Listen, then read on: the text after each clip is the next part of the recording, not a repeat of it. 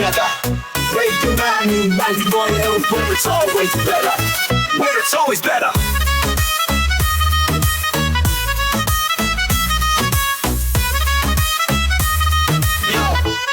Yo. सुबह का सूरज या शाम का रंग We bring you joy हर जुबान का धन Community की बात हम हैं आपके साथ Let's spread the love चलो मिल के साथ Tune in turn up दिल से बात करो Radio Manu 92 FM के साथ चलो Every voice counts हर लम्हा यहाँ चलो बात करके देखते हैं Let's all shine on Yo Let's all go सेहत की बात और dreams to share Radio Manu 92 FM we're always there from unity to joy we bring the light every word every tune makes everything right listen up it's time to unite Radio Manu 92 FM shining bright दिल से सुनो we love and care चलो बात करके देखते हैं let's take it there so come along for the ride Radio Manu 92 FM we're by your side चलो बात करके देखते हैं Your voice, your guide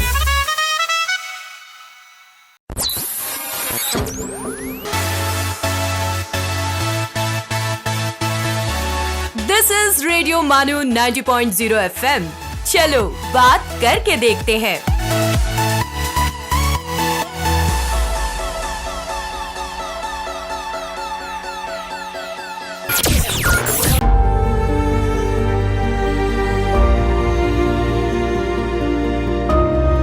ये है रेडियो मानू 90.0 FM पेश है सलाम सिनेमा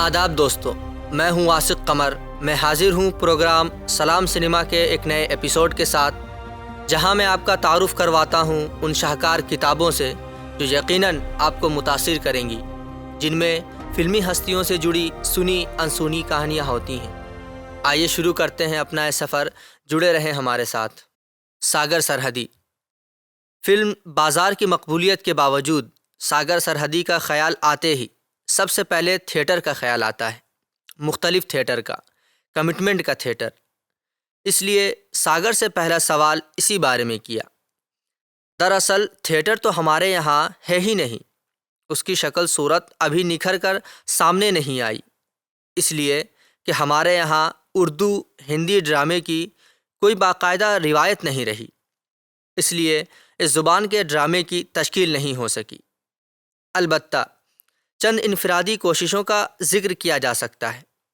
मसलन पृथ्वीराज कपूर थे लेकिन उनके ड्रामों को अगर आज पढ़ा जाए तो वो ड्रामे ही नहीं हैं उनसे कोई रिवायत पैदा ना हो सकी हालिया इनफरादी काविशें अलबत्ता काबिल ज़िक्र हैं ख़ास तौर पर हमने बंगाली और मराठी के ताकतवर ड्रामों के तर्जुमे स्टेज से पेश किए हैं इन दोनों ज़ुबानों की रिवायत ने हमें काफ़ी सहारा दिया है फ़िल्म और अदब से मुताल्लिक़ सागर के चंदोज़ तवज्जो से उसकी बात सुन रहे हैं मैं तीसरी बार सागर से मिला हूँ तीनों बार इन दोस्तों से मुलाकात हुई है सागर ड्रामे के बारे में अपने तासुरात बयान कर रहा है मैं शीशों के पार 2 घंटों से मुसलसल बरसती बारिश की आवाज़ को सुन रहा हूँ और बुखार में जलते बदन के साथ सोच रहा हूँ कि टेप रिकॉर्डर में बूंदाबांदी की आवाज़ भी रिकॉर्ड हो रही है या नहीं उसका एक दोस्त एक किताब में समाजी फ़लसफ़े का सुराग पाने में गुम है मैं बारिश की तरफ से नज़रें हटाते हुए चौंक कर पूछता हूँ कमिटेड थिएटर की रिवायत या नारेबाजी के थिएटर की रिवायत असल बात यह है कि मैंने सागर के आखिरी फ़िक्रे नहीं सुने लेकिन मेरा सवाल शायद ठीक निशाने पर बैठा है ये रिवायत जब हमने अपनाई तो शुरू में नारेबाजी ज़्यादा थी मेलो ड्रामा ज़्यादा था लेकिन आहिस्ता आहिस्ता इसमें रच बस कर हम लोगों ने कुछ अच्छे ड्रामे भी किए हैं उनमें बरियख्त और बंगाली मराठी ड्रामों के तर्जुमे शामिल हैं और तबज़ाद खेल भी सागर जब हम लोग की इस्तिलाह इस्तेमाल करता है तो उससे उसकी मुराद IPTA इंडियन पीपल्स थिएटर होती है मेरा दिमाग अब पूरी तरह बेदार है मैं सवाल करता हूँ आप कहते हैं कि हमारे यहाँ थिएटर है ही नहीं اور یہ بھی تاریخی طور پر سچ ہے کہ آئی پی ٹی اے کا قیام انجمن ترقی پسند مصنفین کے قیام 1936 کے فوراً بعد ہوا تھا۔ کیا یہ تضاد نہیں ہے؟ علامتی طور پر تو آپ کی بات درست ہے کہ ہم 1937 سے ڈرامے کر رہے ہیں، لیکن اگر ان ساری کوششوں کا تجزیہ کیا جائے تو میں کہہ سکتا ہوں کہ جب ہم ڈرامہ کر کے آتے تھے تو یوں لگتا تھا کہ ماتم کر کے آ رہے ہیں۔ 30 سال سے تو میں خود ہی دیکھ رہا ہوں۔ مثلاً ہمارے ان لوگوں نے ایک فلم بنائی تھی، دھرتی کے لال۔ اس کی تاریخی اہمیت تو ہے، لیکن فلم کے تکنیکی اور تخلیقی پہلوؤں کے اعتبار سے اس کی زیادہ اہمیت نہیں ہے۔ اسی طرح ہم نے کئی ڈرامے بھی کیے۔ ہم انقلاب زندہ باد کے اثر تلے مشرق، مغرب، شمال، جنوب، کسی بھی سمت سے سورج طلوع کر کے دکھانے پر اصرار کرتے تھے۔ ہم استحصال کی بات تو کرتے تھے، سماجی حقیقت نگاری کا اظہار تو کرتے تھے، لیکن یہ ڈرامے فنی طور پر کمزور ہوتے تھے۔ ایک دو شو کرنے کے بعد ڈرامہ نہیں چلتا تھا، لیکن یہ بھی یاد رکھنا چاہیے کہ انہی کچی پکی کوششوں کے نتیجے میں ہمارے ہاں ڈرامے کے امکانات پیدا ہوئے ہیں۔ میں نے کہا آئی پی ٹی اے کے علاوہ دو اور انتہائیں بھی نظر آتی ہیں۔ ایک انتہا اسٹریٹ ڈرامے کی ہے اور دوسری کمرشل ڈرامے کی۔ درجہ بندی کا یہ طریقہ درست نہیں ہے۔ دیکھنے کی بات یہ ہو سکتی ہے کہ درپیش موضوع اسٹریٹ ڈرامے کا تقاضا کرتا ہے یا ڈرامے کے پوری فنی لوازمات کا۔ پھر خود موضوع کے انتخاب کا سوال ہوتا ہے۔ بعض موضوعات زیادہ نہیں چلتے، علامتی نفسیاتی بنیادوں کے حامل کھیل بہت کم مقبول ہوتے ہیں، لیکن ان بنیادوں کو بالکل چھوڑا نہیں جا سکتا۔ ظاہر ہے ساگر سرحدی کو یہ جواز پیش کرنا بھی چاہیے۔ اس کے بعد اپنے ڈرامے انہی بنیادوں کے سبب کم لوگوں نے دیکھے۔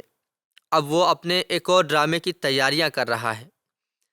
ایمرجنسی کے نتیجے میں ہندوستان کا شہری کیسے آدمی سے پرچھائی بن گیا ہے، سیاسی و سماجی حالات میں کیسے اس کی شمولیت غیر مؤثر ہو کر رہ گئی ہے۔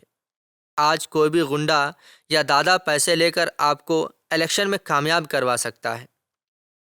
ساگر سرحدی کا کہنا ہے کہ یہ ایک مشکل ڈرامہ ہے اور اس سے لطف اندوز ہونے کے لیے بندے میں سیاسی سوجھ بوجھ ہونی چاہیے۔ اس مرحلے پر میرے اور ساگر کے مشترکہ دوست اور نامور پنجابی ادیب سکھبیر مداخلت کرتے ہیں۔ میرے خیال میں آئی پی ٹی اے کے ابتدائی کھیل اسٹریٹ ڈرامے ہی تھے، ان میں ڈرامے کا آرٹ نہیں تھا۔ یہ مداخلت بڑی برمحل اور خیال انگیز ہے، لیکن میرا سوال صرف اتنا ہے کہ کیا اسٹریٹ پلے آج کی بہت بڑی ضرورت نہیں ہے؟ ایک شام قبل آئی پی ٹی اے ہی کے پلیٹ فارم سے رمیش تلوار نے لوک کتھا کے نام سے جو کھیل پیش کیا، ملبوسات اور سیٹ نہ ہونے کے باوجود اس میں ڈرامے کا آرٹ ٹھیک ٹھاک طور پر پایا جاتا تھا۔ کیا خود اسٹریٹ ڈرامے کی تعریف پر پورا نہیں اترتا؟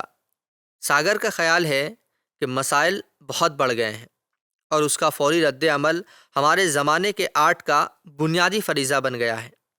پھر یہ بھی ہے کہ اردو میں اسٹیج ڈرامہ لکھنے والے پیشہ ور مصنفین کی ہمیشہ کمی رہی ہے۔ ہمارے جتنے سینئر مصنفین رہے ہیں، بیدی، عصمت چغتائی، کرشن چندر، منٹو، یہ ریڈیو کے لکھنے والے تھے۔ بعد ازاں خواجہ احمد عباس نے اسٹیج ڈرامے لکھے جنہیں کسی بھی طرح اچھے ڈرامے نہیں کہا جا سکتا۔ پھر اس زمانے میں ڈرامہ مفت دیکھنے والے لوگ بھی نہیں تھے، اور سب سے اہم بات یہ کہ پوری تحریک کی بنیاد ہی نعرے بازی پر تھی۔ اس تحریک کے اثرات سنیما پر بھی پڑے، یعنی سنیما کی مکالمہ نگاری پر۔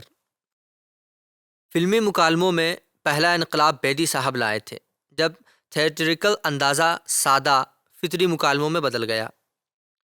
گلزار نے فلمی مکالمہ نگاری کو ایک اور موڑ دیا۔ ساگر کا نقطہ نظر ان دونوں سے مختلف ہے۔ اس کے نزدیک مکالمہ نگاری تخلیقی آرٹ نہیں ہے۔ میرے ذہن میں ساگر کے مختلف کامیاب فلموں کے نام آ رہے ہیں: انو بھائی، سویرا، کبھی کبھی، دوسرا آدمی، نوری، سلسلہ، زندگی، انکار، کرم یوگی، حادثہ اور بازار۔ میرے ذہن میں ان فلموں کی تصویریں چل رہی ہیں، مکالمے گونج رہے ہیں، باہر بمبئی بھیگی ہوئی ہے اور میں حیرت سے ساگر کا بیان سن رہا ہوں۔ کرشن چندر بیدی، راہی معصوم رضا، گلزار، یہ لوگ فلمی کہانیوں اور مکالموں کو تخلیقی آرٹ سمجھتے ہیں اور انہیں اہمیت دیتے ہیں۔ میرا رویہ اس سے مختلف ہے۔ میں پورے یقین سے کہہ سکتا ہوں کہ سنیما میں نے اپنے کئی قیمتی سال برباد کر دیے ہیں۔ دوستو، آپ سن رہے ہیں سلام سنیما۔ اس میں ہم آپ سے روبرو ہیں احمد سلیم کی کتاب سلام بمبئی کے ساتھ۔ میں ہوں آپ کا دوست، آپ کا ہوسٹ واسق قمر۔ ملتے ہیں ایک چھوٹے سے وقفے کے بعد۔ You are listening to Salam Cinema, Radio Manu 90.0 FM's Cinema Stories.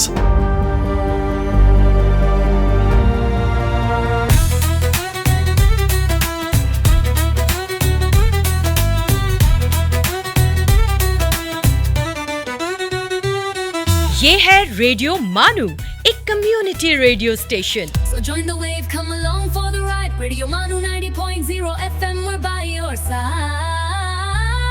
چلو بات کر کے دیکھتے ہیں. Your voice, your guide.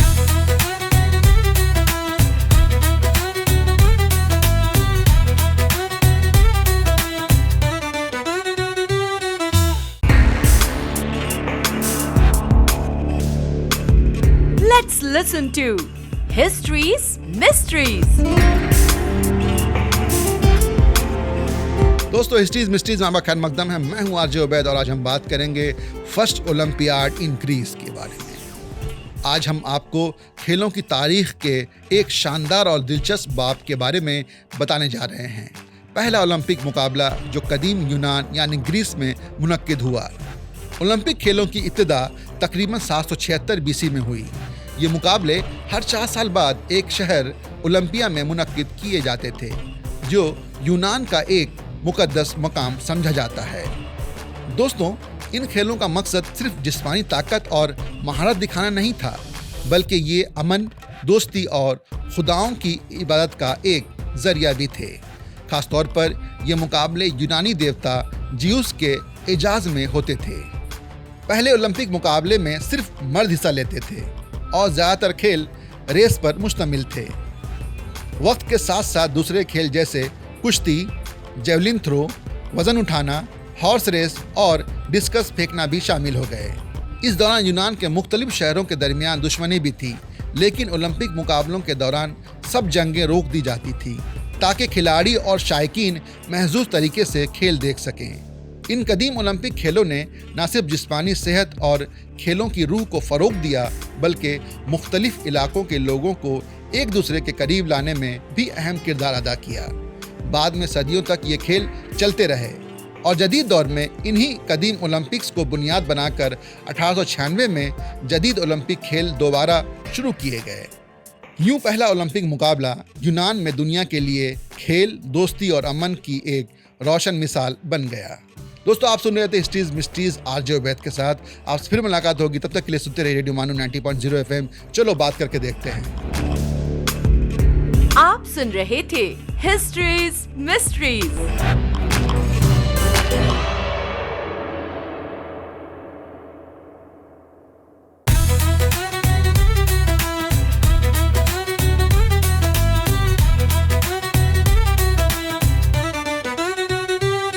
Sales, marketing اور برانڈ پروموشنز کے لیے ہم سے رابطہ کریں radiomanu@manu.edu.in per. So join the wave, come along for the ride. Radio Manu 90.0 FM, we're by your side. چلو بات کر کے دیکھتے ہیں. Your voice, your guide.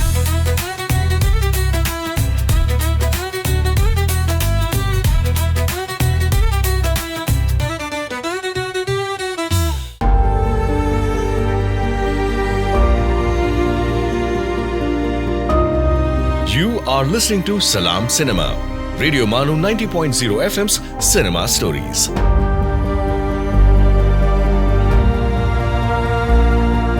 وقفے کے بعد آپ کا خیر مقدم ہے۔ میں حاضر ہوں احمد سلیم کی کتاب سلام بمبئی کے ساتھ۔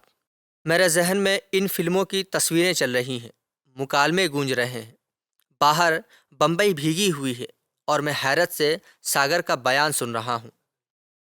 کرشن چندر بیدی، راہی، معصوم رضا، گلزار، یہ لوگ فلمی کہانیوں اور مکالموں کو تخلیقی آرٹ سمجھتے ہیں اور انہیں اہمیت دیتے ہیں۔ میرا رویہ اس سے مختلف ہے۔ میں پورے یقین سے کہہ سکتا ہوں کہ سنیما میں نے اپنے کئی قیمتی سال برباد کر دیے ہیں۔ فلمی کہانی اس طرح لکھی جاتی ہے کہ وہ اسٹارز کو سوٹ کرے۔ مصنف کا فرض ہوتا ہے کہ سب سے پہلے وہ اسٹار کی امیج کا جواز فراہم کرے۔ یہ بڑی تکلیف دہ اور اداس کر دینے والی صورتحال ہے، اور انسان اپنے آپ کو کھوکھلا اور خالی خالی محسوس کرتا ہے۔ فلموں میں مالی منفعت کے لیے گیا تاکہ زندہ رہ سکوں۔ تھیٹر کے ذریعے زندہ رہنے کے امکانات میسر نہیں آئے تھے، اس لیے اس شرمندگی اور کھوکھلے پن کا عذاب سہنا پڑا۔ اپنے وجود کی تباہی اور روحانی طور پر پروسٹیٹیوشن کے درد سے گزرنا پڑا۔ میں یہ گفتگو سن رہا ہوں اور چند برس پہلے منیر نیازی کا ایک فقرہ یاد کر رہا ہوں۔ جب امرتسر ٹی وی سے ہم نے فلم انو بھائی دیکھی تو منیر نے کہا تھا، دیکھا ہندوستان کس سطح سے مکالمہ کر رہا ہے۔ یہی بات ساگر کو بتاتا ہوں، کہتا ہوں، آپ کی ساری بات ٹھیک ہے، لیکن ڈرامے کا کمیٹڈ ساگر سرحدی جب فلم کرنے چلا تو اس نے کمٹمنٹ کے راستے کو ترک نہیں کیا۔ آج کل ہمارے یہاں بازار کو بڑے ذوق و شوق سے دیکھا جا رہا ہے، اس لیے آپ کا معذرت خواہانہ انداز ناقابل فہم ہے۔ لیکن میرا اصل سوال یہ ہے کہ دوسری فلموں کو چھوڑ دیجیے۔ بازار تو آپ کی اپنی فلم تھی، اس میں آپ کے ہاتھ بندھے ہوئے نہیں تھے، تو کیا اسی لیے بازار واضح طور پر آپ کی سابقہ فلموں سے مختلف ثابت نہیں ہوئی؟ ہاں، آپ ٹھیک کہتے ہیں۔ بازار میں مجھ پر کوئی پابندی نہیں تھی، اسٹارز کا مسئلہ نہیں تھا، وہ سب مجھ سے پیار کرنے والے لوگ تھے۔ تھیم کو اپنے طور پر برتنے کی آزادی نے مجھے اس میں کئی تجربے کرنے کے مواقع بھی فراہم کیے۔ تکنیک کے پہلو سے سست ہونے کے باوجود اس میں موجود بنیادی ایمانداری ایک اہم عنصر ثابت ہوئی۔ فلم میں کام کرنے والے مثلاً سمیتا پاٹل فلم کے مرکزی خیال سے گہری ہمدردی رکھتے تھے۔ یہی صورت کسی حد تک انو بھائی کی بھی تھی۔ باسو بھٹاچاریہ کی طرف سے مجھے لکھنے کی پوری آزادی تھی، اگرچہ اس کا مجھے صرف 300 روپے معاوضہ ملا تھا۔ بازار کے بعد بھی ساگر صاحب آپ فلمیں بنانے کے حق میں نہیں ہیں؟ ہاں، اور اس کی کئی وجوہات ہیں۔ ایک تو فلم بہت زیادہ وقت لیتی ہے، دوسرے یہ کمرشل آرٹ ہے۔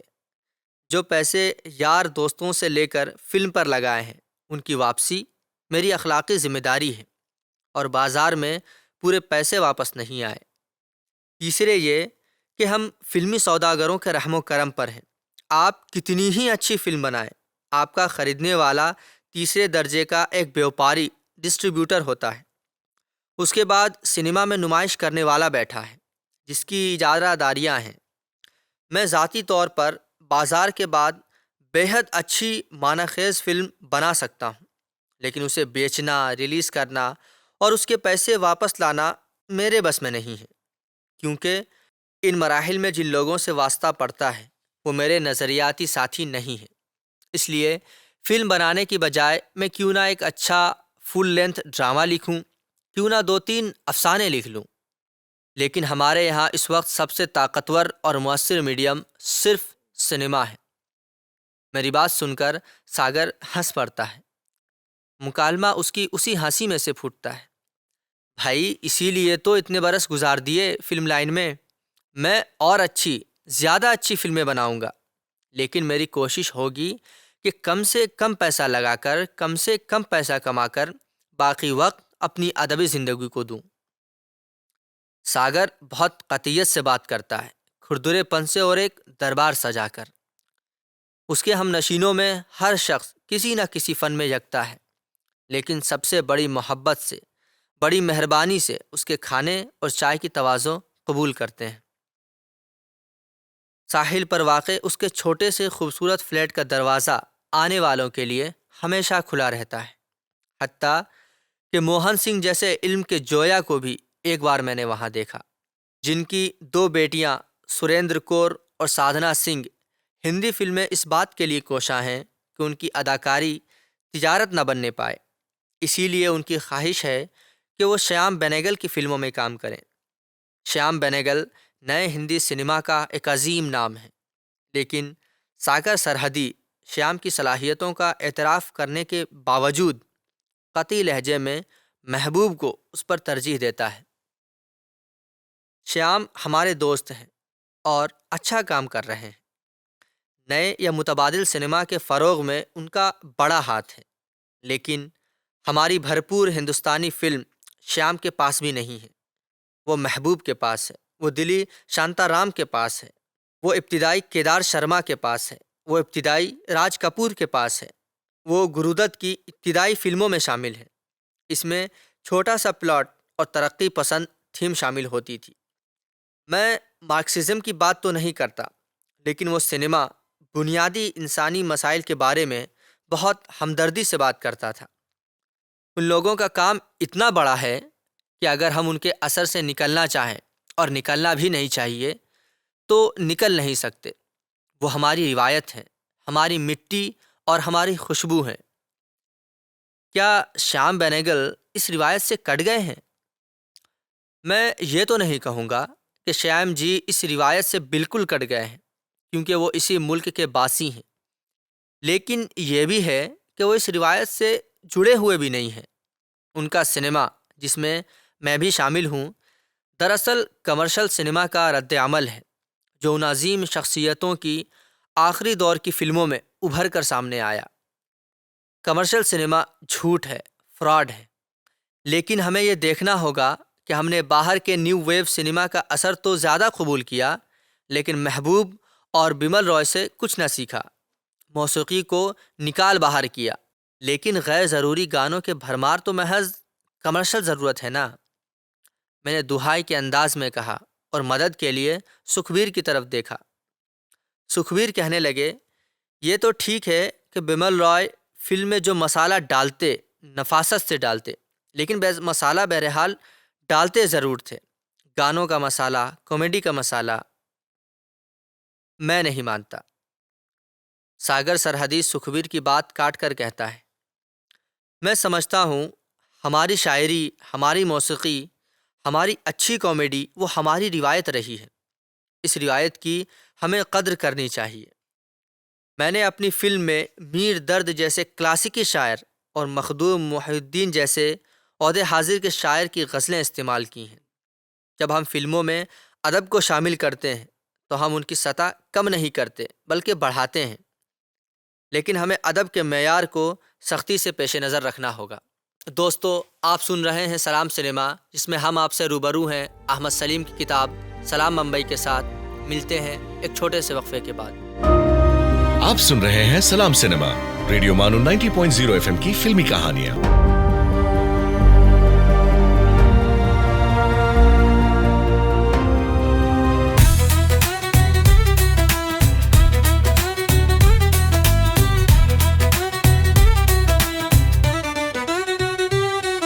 This is Radio Manu, a community radio station. So join the wave, come along for the ride. Radio Manu 90.0 FM, we're by your side. Chalo baat karke dekhte hain. Your voice, your guide.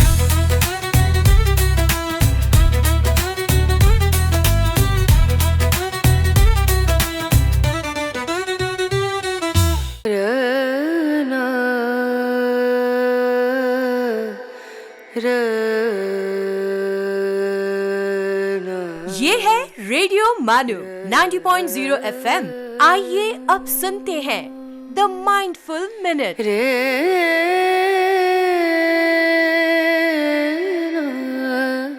اگر کسی کام کو کرنے کے بعد خوشی محسوس ہو تو سمجھو تم نے اخلاقی فرض ادا کیا ہے۔ اگر کام کرنے کے بعد کوفت محسوس ہو تو سمجھو تم نے اخلاقی حد توڑی ہے۔ ہیمنگ وے۔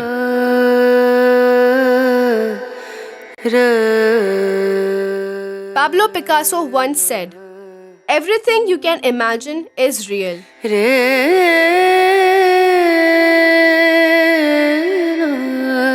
یہ سچ ہے کہ پانی میں تیرنے والے ہی ڈوبتے ہیں، کنارے پر کھڑے رہنے والے نہیں، مگر کنارے پر کھڑے رہنے والے کبھی تیرنا بھی نہیں سیکھ پاتے۔ This is Radio Manu 90.0 FM. You were listening to the Mindful Minute.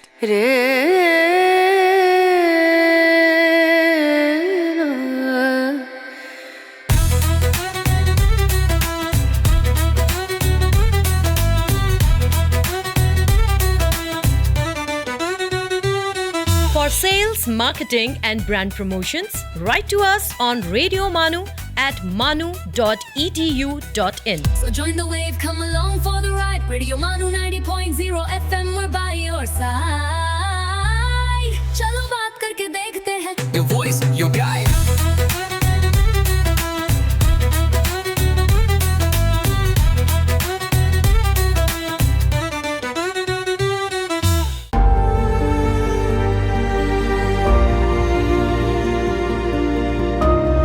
आप सुन रहे हैं सलाम सिनेमा, रेडियो मानो 90.0 एफएम की फिल्मी कहानियां।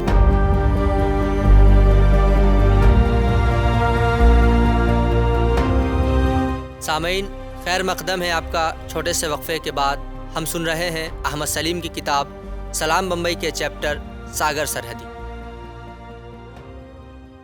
मैं नहीं मानता, सागर सरहदी सुखबीर की बात काट कर कहता है।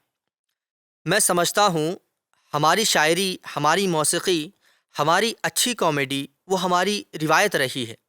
इस रिवायत की हमें कद्र करनी चाहिए। मैंने अपनी फिल्म में मीर दर्द जैसे क्लासिकी शायर और मखदूम मुहिउद्दीन जैसे अहद हाजिर के शायर की गज़लें इस्तेमाल की हैं। जब हम फिल्मों में अदब को शामिल करते हैं तो हम उनकी सतह कम नहीं करते, बढ़ाते हैं। लेकिन हमें अदब के मेयार को सख्ती से पेश नज़र रखना होगा। यकीनन सागर सरहदी इसी जोश से बोल रहा है। मैं नए डमडम डिका टिका की वकालत नहीं कर रहा, मीर की गज़ल की वकालत कर रहा हूँ, क्लासिकी अदब और क्लासिकी मौसीकी की वकालत कर रहा हूँ। फिर हमें फ़िल्म के कमर्शियल पहलू से डरना भी नहीं चाहिए। आखिर हमारी फ़िल्में मकबूल क्यों ना हों, कामयाब क्यों ना हों। थिएटर के हमारे एक साथी पाथिर पंचुली देखने के बाद कलकत्ता सत्यजीत रे से मिलने गए और उनसे पूछा, रे साहब आप तजुर्बाती फिल्में क्यों बनाते हैं? तो सुनकर रे चौंक पड़े थे और उन्होंने हैरान होकर कहा था कि मैं तो तजुर्बाती फिल्में नहीं बनाता, मेरी फिल्म को हर बंगाली ने देखा है और नाकामी के बारे में तो मैं सोचता ही नहीं। चुनांचे रे के सिनेमा को हम इस मफहूम में आर्ट सिनेमा नहीं कह सकते जिस मफहूम में हम न्यू वेव सिनेमा का जिक्र करते हैं। आपका मतलब है श्याम बेनेगल सत्यजीत रे की रिवायत को लेकर आगे नहीं बढ़े? यकीनन नहीं। रे का स्कूल क्लासिकी स्कूल है। श्याम की अपनी तरह की एक हकीकत पसंदी है। वो बहुत ताकतवर हैं और अपनी बात को बड़े मुअस्सिर तरीक़े से कहना जानते हैं। लेकिन उनकी गुज़िश्ता एक दो फिल्मों में बात उनके हाथ से फिसल गई है। जुनून में विजुअली वो मुअस्सिर रहे हैं लेकिन अपनी बात नहीं कह पाए।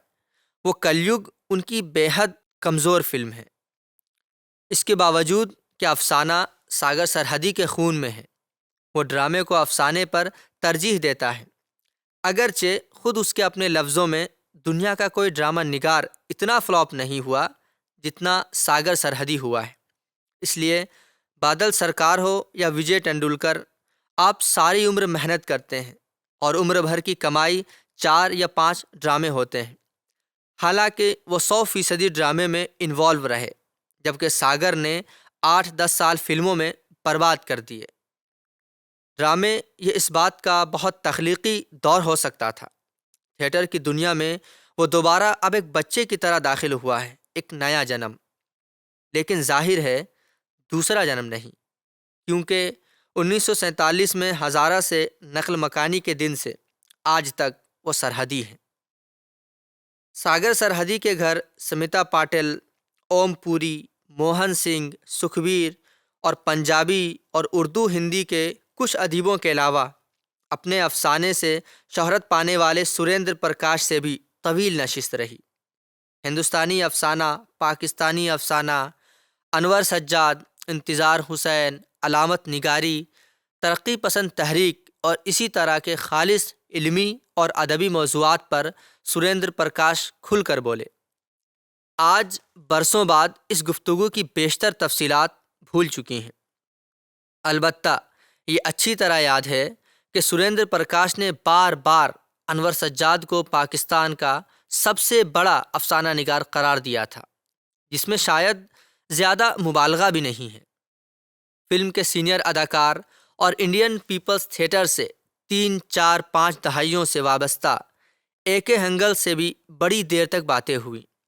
وہ صفدر میر کے بارے میں بتا رہے تھے، بلراج ساہنی کا ذکر کر رہے تھے، خواجہ احمد عباس کی باتیں کر رہے تھے، اور پھر موضوع کارل مارکس کی طرف پلٹ گیا۔ 1983 مارکس کی 100 سالہ تقریبات کا سال تھا، اور مجھے یہ دیکھ کر حیرت ہوئی تھی کہ ہندوستان میں مارکس صدی کے سلسلے میں ترقی پسند حلقوں میں بھی زیادہ جوش و خروش نہیں تھا۔ مجھے ہر طرف گاندھی جی کے بارے میں بننے والی مشہور فلم کی گونج سنائی دیتی تھی۔ پتہ ہے ایسا کیوں ہے؟ ہنگل نے میرے تجسس کو بڑھاتے ہوئے سوال کیا۔ میں نے لا علمی کا اظہار کیا تو بولے، گاندھی کی فلم کا چرچا مارکس صدی کے جوش و خروش کو دبانے کے لیے کیا گیا ہے۔ ہندوستان صرف ہنگل، ساگر سرحدی اور سمتا پاٹل کا ہندوستان ہی نہیں ہے، یہ برلاؤں اور ٹاٹاؤں کا ہندوستان بھی ہے۔ ان کا تو قتل ہی برلا ہاؤس میں واقع آشرم میں ہوا تھا، ایسے میں یہاں مارکس کی بات کیسے ہو سکتی ہے؟ میری نظریں بار بار سمتا کے پاؤں پر پڑتی تھی، کیونکہ انور سجاد کی طرح میں بھی پیر شناسی میں چھوٹی چھوٹی مہارت رکھتا ہوں۔ اچانک میں نے محسوس کیا کہ ساگر کی نظریں بار بار میرے پاؤں کی طرف اٹھ رہی تھیں۔ بعد میں پتہ چلا وہ میری پشاوری چپل پر فریفتہ ہو رہے تھے۔ اگر تم میرے اپنے گھر میں نہ ہوتے تو میں تمہارے چپل چرا لیتا۔ دلچسپ بات یہ ہے کہ میں نے بھی ساگر کے گھر سے لاکاچ کی 3 کتابیں جو پاکستان میں دستیاب نہیں تھیں چرانے کی کوشش کی، لیکن اس میں 2-3 قباحتیں تھیں۔ سب سے پہلے تو یہ کہ میں انہیں فوری طور پر رکھتا کہاں، دوسرے مجھے موہن سنگھ کے ساتھ ان کے گھر جانا تھا، ان کی دونوں بیٹیوں سریندر کور اور سادھنا سے ملاقات کرنے اور ان کے ہاتھ کا بنا ہوا میٹ کھانے، جو بقول موہن سنگھ کے اتنا اچھا بناتی ہیں کہ آدمی اپنی انگلیاں چاٹتا رہ جائے۔ رات 11 بجے ہم ساگر کے گھر سے نکلے۔ میرا بدن بخار سے تپ رہا تھا، لیکن موہن سنگھ کی دعوت کو چھوڑا نہیں جا سکتا تھا۔ بمبئی آنے سے پہلے موہن سنگھ سے نئی دہلی میں ملاقات ہونی تھی، اور انہوں نے مجھ سے وہیں وعدہ لے لیا تھا، بمبئی میں ایک رات کا کھانا ان کے یہاں کھاؤں گا۔ دوستو، آپ سن رہے تھے سلام سنیما، جس میں ہم آپ سے روبرو تھے احمد سلیم کی کتاب سلام بمبئی کے ساتھ۔ اب دیجیے مجھے اجازت، ملتے ہیں آپ سے اگلے ایپیسوڈ میں، تب تک کے لیے الوداع۔ You were listening to Salam Cinema, Radio Manu 90.0 FM's Cinema Stories.